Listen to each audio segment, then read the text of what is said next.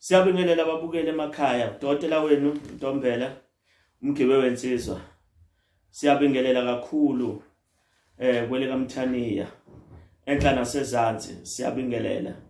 Cha, ngisaphinde futhi ngiyabuya ngizonichazela namhlanje ngeinhlanga zothando noma isibambelelo.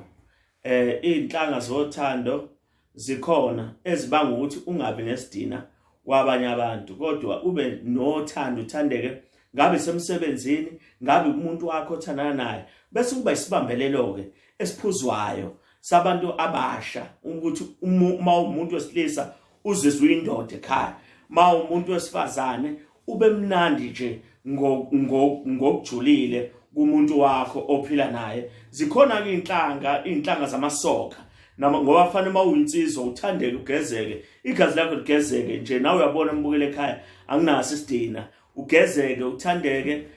Uma ukhuluma nje into encane, ngisho noma ngabe umculi, uma ucula nje abantu bathande igospel, ucula igospel, ngabe ucula umaskandi, abantu bathande ukuthi uma ucula nje bonke abantu kube ihabi into yenzayo, ngenxa yenhlanga esuke sikwakhe ngazo. Zikhona ke, ungasondela kudokotela uNtombela uma ufuna lezo inhlanga, njengoba ubona inamba yami, ngithinte wena kuze izinto zakho zizokwazi ukwenzeka. Nawe umuntu wesifazane ongathandeki esokeni, nawe umuntu wesifazane ofuna ukuthandwa ngisho emzini abakuthandi, usondela udokotela uNtombela uyasiza. Ngiyabonga.